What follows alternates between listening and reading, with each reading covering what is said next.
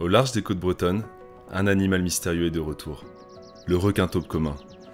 L'association des requins et des hommes tente aujourd'hui de percer les secrets de cette espèce méconnue, proche cousin du requin blanc et inoffensif pour l'homme.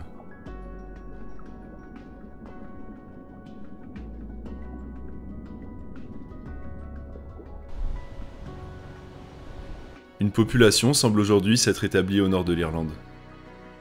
Armel et Lucas, biologistes marins, vont quitter la Bretagne pour rejoindre sur place une équipe de zoologie du Trinity College de Dublin.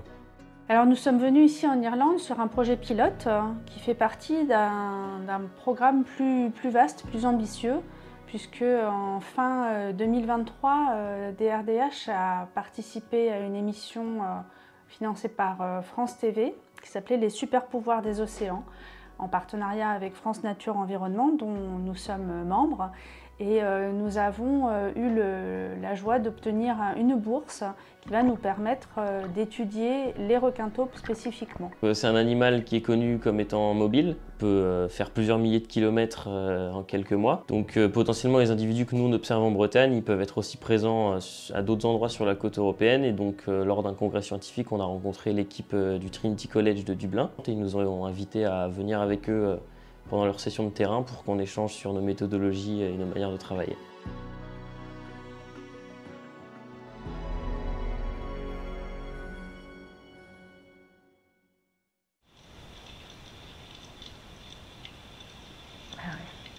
Là. Il vient passer vraiment tu vois, il est vraiment au-dessus et passe. L'équipe du Trinity College avait mis en place un système de bruve, des caméras munies d'appâts filmant en continu pendant des heures afin de capter le comportement de la faune marine. Quelques jours avant l'arrivée d'Armel et Lucas, des requins-taupes avaient été filmés. Ah ouais, on arrive bien arrivé, voilà. Ok. Sympa. Oh, elle est jolie, elle. Ces images confirment la présence de requins dans le secteur et donnent l'espoir de pouvoir en observer pendant la semaine. Pour le moment, la météo n'est pas au beau fixe et tenter des plongées pourrait s'avérer dangereux.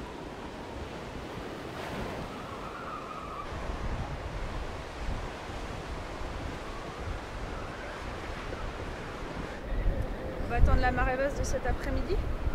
Ah ouais, parce que c'est un peu dangereux. Mais ouais, cet après-midi, ils annoncent plus calme. Ouais. On avait à la base, on pensait pouvoir avoir un bateau dans cette baie et pouvoir se partir d'ici. Sauf que les rochers, comme tu les vois à marée basse, ils sont. En fait, il y a un espace de peut-être 10 mètres pour passer. Et c'est que des rochers. Mais la pointe là-bas, c'est là en fait qu'on échoppe. Et ils sont tous. Bah là, il n'y a personne en mer, tu vois, mais on a identifié un point de mise à l'eau qui est relativement proche de la zone où eux ils échantillonnent d'habitude. Donc les 3 premiers jours, on a tenté des mises à l'eau du bord. La première mise à l'eau, on y est allé prudemment, donc on a longé la côte jusqu'au moment où on se sentait un peu dérivé. Donc on est resté là pendant 1 heure, on a appliqué la méthodologie habituelle, donc avec notre bouée, notre ligne, notre trace odorante. Les conditions, les particules dans l'eau, la topographie du lieu nous rappelaient beaucoup notre zone d'étude en Bretagne. Donc on avait, plus on faisait de sorties depuis le bord, plus on avait de l'espoir. On sentait un peu que le site était prometteur pour voir un requin-taupe. Quand on est sur le terrain dans le Trégor, pour appliquer notre méthode de photo-identification, donc on va mettre en place divers stimuli, que ce soit des stimuli olfactifs, visuels ou auditifs, pour essayer d'attirer les requins à nous. Et une fois qu'ils sont avec nous, on est dans l'eau avec eux et on utilise ce dispositif-là. Donc c'est une platine laser. Donc en fait, il y a une caméra GoPro au milieu qui est en mode linéaire pour ne pas déformer l'image. Et il y a un laser de chaque côté, espacé de 30 cm et qui sont parfaitement parallèles. Dès qu'on va se mettre parallèle au requin, quand il va passer devant la platine, sur la vidéo, on verra qu'il y a 2 points laser sur le corps du requin. Et après, avec un ordinateur, on peut extrapoler la taille totale de l'individu. Avec les vidéos, nous, on va essayer de filmer le plus de parties du corps possible. Et avec les différentes marques qu'ils ont sur le corps et cicatrices, et pigmentation, etc., on va réussir à les identifier individuellement. Donc on va faire une petite fiche avec tous les avec toutes les caractéristiques de chaque individu.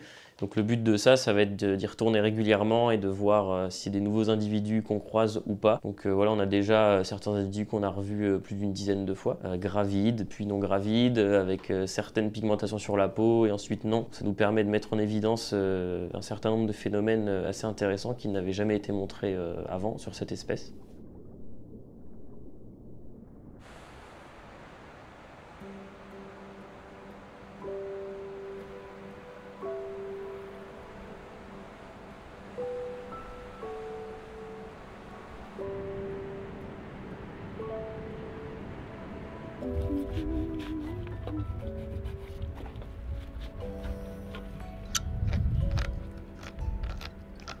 Demain, on a un bateau pour aller en mer avec les collègues de Trinity College. On prépare donc notre matériel et Lucas et moi, on va sans doute déposer les bruves en profondeur en bloc. Donc on est en train de vérifier que tout est fonctionnel pour demain. Ça va être assez excitant parce que de 1, première plongée en Irlande, mais de 2, surtout sur un site merveilleux qui normalement contient pas mal de requins taupes et aussi beaucoup de vie avec des falaises assez escarpées. Je pense que sous l'eau ça va être assez joli. Well, we've been 3 days. The last 3 days we've been swimming about 1 hour, 1 hour and a half from the shore. We're staying there waiting for the sharks. We were not off enough from the coast, so we didn't get any shark. But then we experiment a bit of the current and the area, and well, it was fine.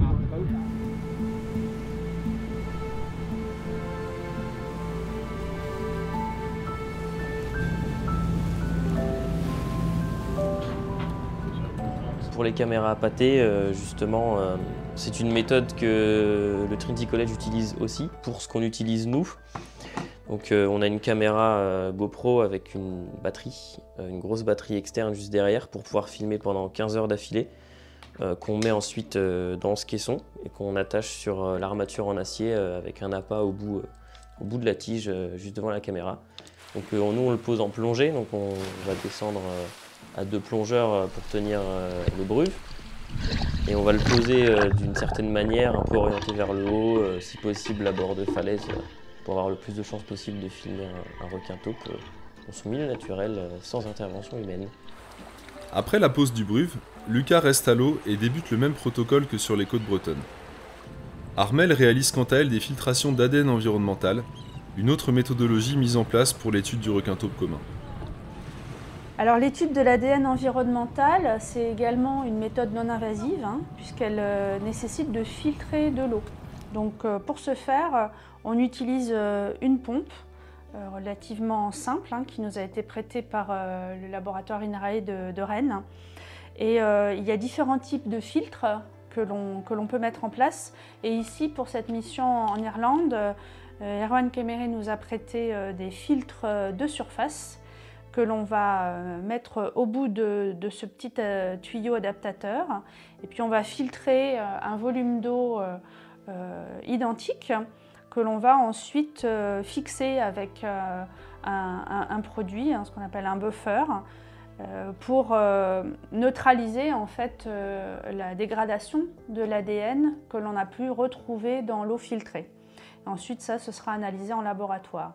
Toutes ces opérations-là, évidemment, doivent se réaliser de façon la plus neutre possible. Donc, on nettoie les surfaces de travail, on utilise des gants pour ne pas contaminer notre échantillon. L'équipe du Trinity College développe une autre approche de l'étude du requin taupe, complémentaire à celle de des requins et des hommes. So we're firstly interested in the sustainability of recreational angling, but then also how anglers can help scientists. So we have lots of data collected by anglers through their fishing activities, which maybe gets ignored by scientists. But yeah, we're up here trying to connect with the anglers, get as much data from them as we can, but also to understand their impact on the sharks and rays that we have in Ireland, because we have a number of species which are threatened through various means. So it would be useful to know what the potential impact of the anglers on the sharks and rays is, but also how anglers can help us fill in some of our knowledge gaps on these species and aid us as scientists in terms of learning about them and protecting them for the future. pendant mon doctorat, j'ai fait un projet sur les requins taupes.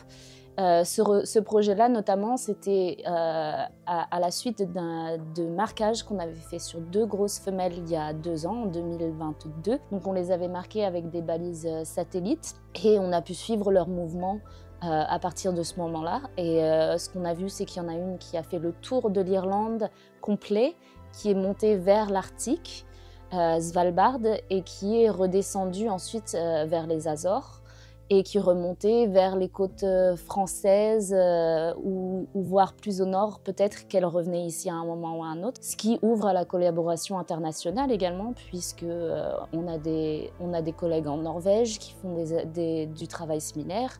L'équipe de Bretagne qui est ici, qui bien sûr ont leur propre spot en Bretagne, et puis des gens en Écosse qui sont intéressés. Ça nous a en fait mené à ouvrir la communication et la collaboration un peu plus internationale plutôt que de se concentrer que sur notre hotspot. Et ça veut dire qu'on peut, on espère pouvoir reconstruire un peu plus de l'écologie des mouvements de cette espèce, encore une fois dans le but de la conservation.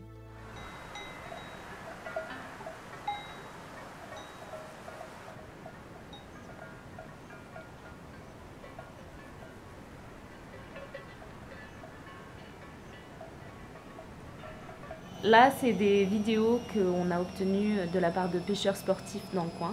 Donc des vidéos et des photos. Ça les intéresse vachement de partager ça avec nous pour qu'on puisse voir si c'est des femelles ou des requins qui ont été vus déjà par des requins et des hommes en Bretagne. Et sinon, de les enregistrer dans la base de données. Ouais, toute cette zone-là, entre là, le dessin, il n'y a pas de coloration justement, mais il y a une différence ici à peu près.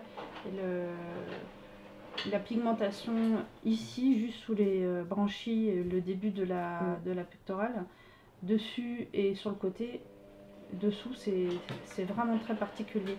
Même la coloration des 2 nageoires va compter aussi. Classiquement, tu vois, on aurait une photo comme celle-là, on viendrait essayer de regarder qu'est-ce qu'on peut sortir de ta photo. Il y a un début de pigmentation noire qui commence assez haut. Ça, c'est pas forcément non plus toujours le cas. Du côté gauche, tu vois, on va le noter là. Enfin, c'est plus des trucs de terrain. Ça sert à remplir en fait tous les critères qu'on a dans cette base. D'accord. Le dérochage des bruves mises à l'eau quelques jours plus tôt n'aura rien révélé de plus. Quelques poissons apparaissent à l'écran, mais les requins taupes sont une nouvelle fois absents. Donc, malheureusement, on n'a pas vu de requins, mais c'est le jeu. Ça nous rappelle aussi la chance qu'on peut avoir à chaque fois que nous on envoie en Bretagne. Ça nous rappelle un peu que ça se mérite comme rencontre. À la veille de notre départ d'Irlande, moi je retiens vraiment que des choses positives de cet échange.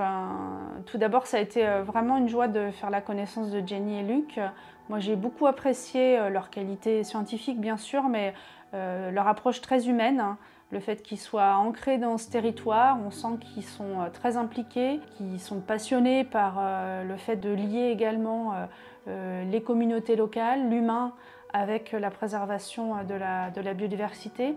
Et ça, c'est aussi des choses qui nous tiennent vraiment à cœur chez DRDH. Ce type de collaboration est très importante. Là, c'était une première semaine pilote, mais je pense qu'on va être amené à réitérer ce genre de mission ici en Irlande avec l'équipe de Dublin. Comme c'est des animaux qui sont mobiles, l'idéal, ce serait d'avoir des équipes en Espagne, en France, en Irlande et aussi en Norvège qui soient coordonnées, qui aient des protocoles standardisés pour l'étude du requin taupe, qui est vraiment un réseau actif avec des méthodologies standardisées qui échangent les données pour avoir une étude de la population à l'échelle d'un océan. Avec des collaborateurs internationaux qui sont intéressés par ce genre de choses, on peut partager nos échantillons avec eux.